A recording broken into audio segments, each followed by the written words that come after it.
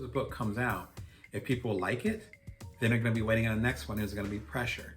If people don't like it, then you're going to be questioning the art that you do, and there's pressure with that. There's a reason why artists have the sophomore jinx, because when you have that first product, it's pure in form. My name is Damon Brown of DamonBrown.net. My main thing is to help you as a side hustler, a solopreneur, otherwise a non-traditional entrepreneur. Today we're going to talk about obscurity. Obscurity means that nobody knows who you are. That is actually the biggest danger when it comes to these kinds of challenges. If you're trying to make an impact in the world, if you're trying to start your business, if you want people to know about your product, I'll be sharing a popular, often misunderstood quote and sharing how obscurity, people not knowing who you are, could be one of your biggest advantages. If you're liking content like that, be sure and join me, or like this, like that. Be sure and join me for the Bring Your Worth show every Monday, Wednesday, and Friday, 11:30 a.m. Pacific Standard Time, Vegas time. Be sure to subscribe so you do not miss an episode. You can like it, you can share it with other folks, because we can always get there faster and better together. All right, so it's a famous quote that I did some research. I couldn't figure out who said this originally, but there's a famous quote that says, obscurity is actually more of a danger than piracy.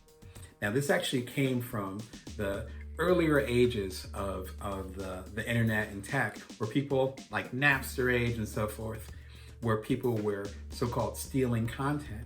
But the bigger danger in the internet age isn't people stealing content. It's people not knowing who you are, because there's so much input and output. So many things that are going viral. I have a video about going viral that will be coming up soon, but so many people that are going viral, so many people that are trying to go viral, so many discussions.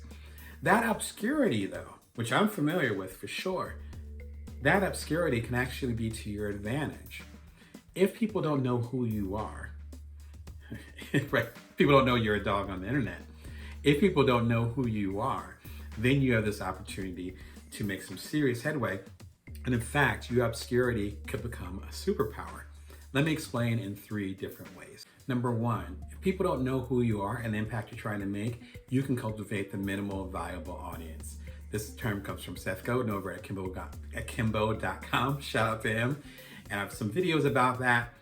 But the minimal viable audience comes from this idea called the minimal viable product, which became popular through Eric Ries in his book called The Lean Startup. A minimal viable product is you taking the resources that you have, getting something out the door as simple as possible, and then getting feedback from the people you want to serve, and then iterating it and making it better and doing that cycle. That's the lean startup cycle.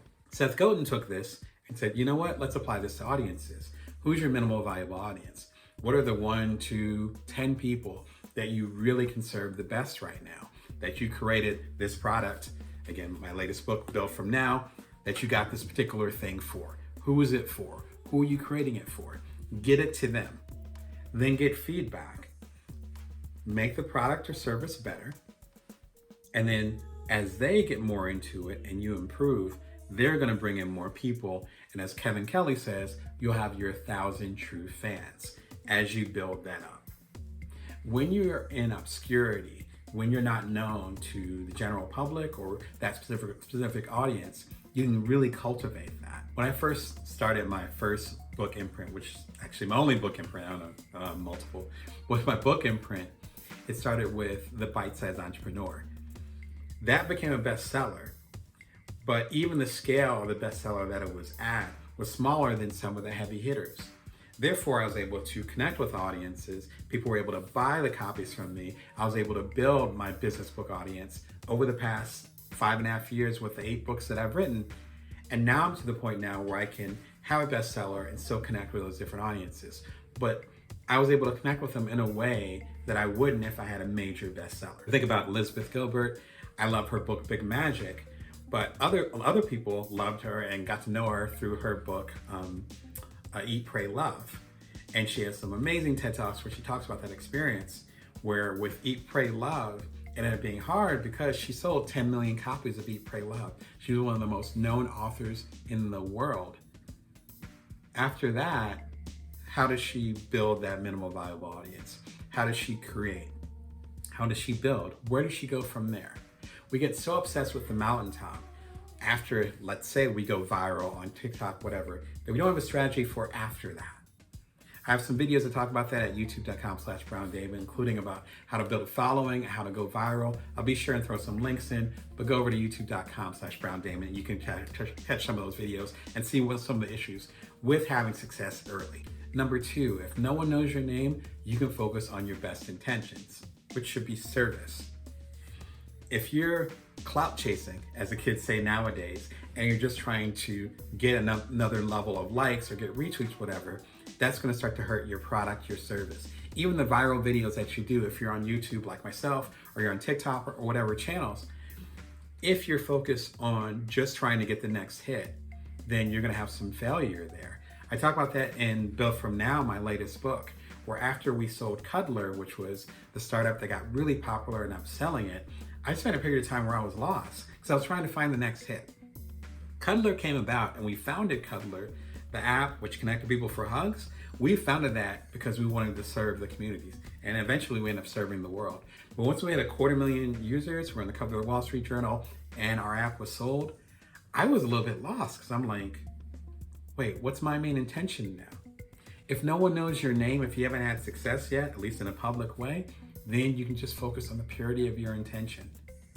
One of the biggest lessons I learned is before the first major book came out, someone told me that as soon as that major book comes out, you're never going to have as much of a pure process as you had with writing it.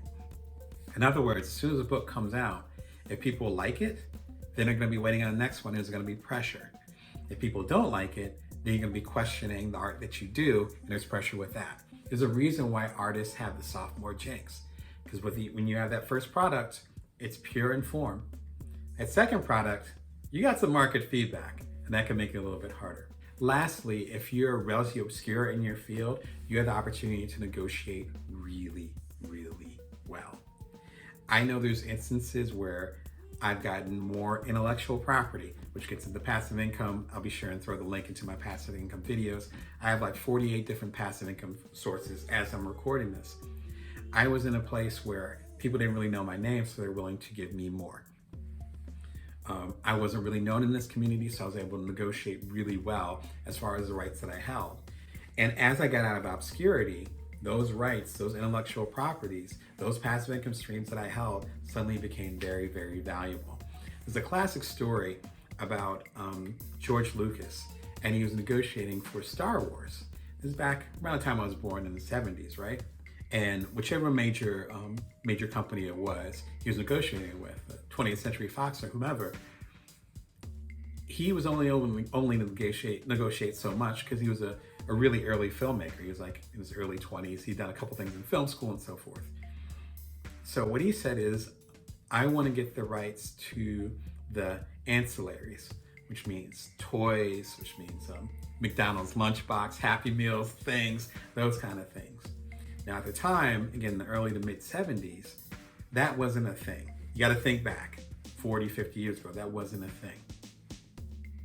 The company said, yeah, sure, whatever. He might get a few thousand from that. He owned all rights to that. Of course, I and many other kids by the late 70s, we had the R2-D2 and the Happy Meals. We had the Millennial Falcon that I tore up on the first day. It wasn't even Legos back then. It was like hard plastic. And George Lucas, who just sold Lucasfilm for a ridiculous amount of money, well into the billions, a lot of that was based on the ancillaries. But that's because no one knew who he was.